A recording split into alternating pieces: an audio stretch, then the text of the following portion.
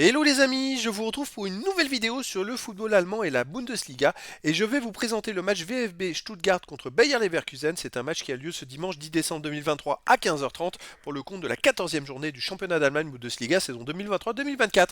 Alors Stuttgart c'est le troisième du classement qui reçoit Leverkusen le premier, donc un match de très haut de classement, un super match à venir. Donc les amis, je vais revenir dans cette vidéo sur le classement de la Bundesliga avec les statistiques de ces deux équipes. On verra ensuite le classement des meilleurs buteurs et passeurs de Bundesliga avec les meilleurs buteurs et passeurs pour ces deux équipes. Puis on enchaînera par les 10 derniers résultats, toutes compétitions confondues et les stats.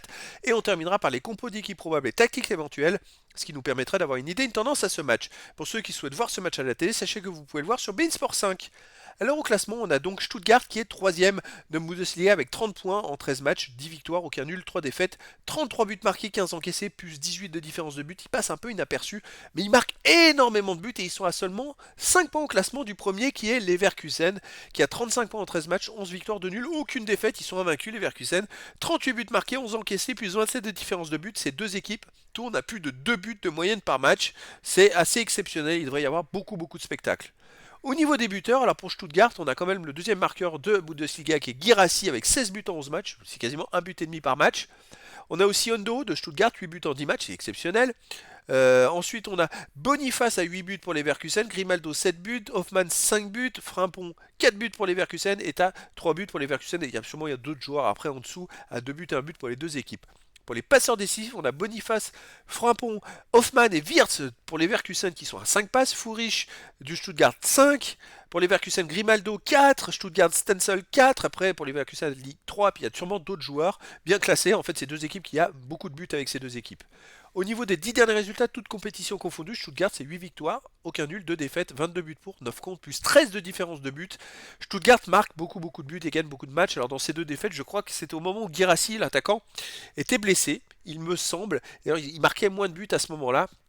Stuttgart reste sur chez eux 2-0 contre Werder de Brême, 2-0 contre Nuremberg, 2-1 contre Borussia Dortmund, 1-0 contre Union Berlin, une défaite 3-2 contre Offenheim, où je pense que Guirassy n'était pas là, une victoire 5-1 contre Wiesbaden, une victoire 3-1 contre Wolfsburg. Donc à part cette défaite 3-2 contre Offenheim, Stuttgart gagne tous ses matchs chez eux et en marquant au moins 2 buts par match.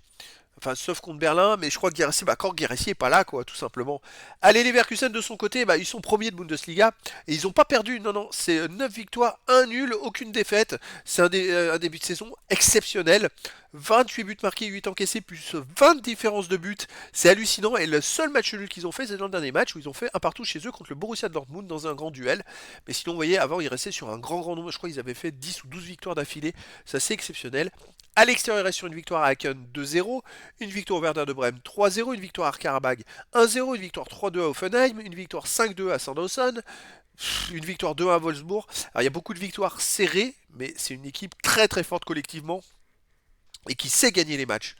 Au niveau des compos d'équipe possibles, alors pour Stuttgart, ça serait du 4-4-2 avec gardien Nubel et pour les joueurs de champ, Stenzel, Anton, Zagadou, Mittelstadt, Karazor, Stiller, Mio, Furich, Guirassy, Undo.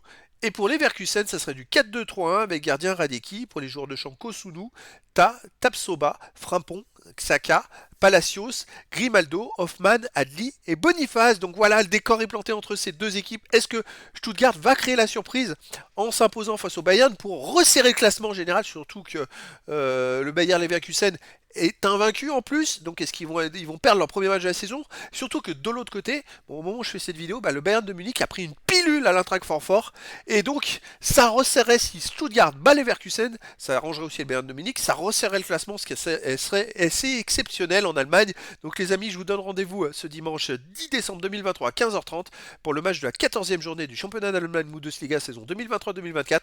Le VfB Stuttgart, le troisième du classement, reçoit le Bayer Leverkusen, le premier. Voilà les amis, je vous dis à très bientôt pour une nouvelle vidéo.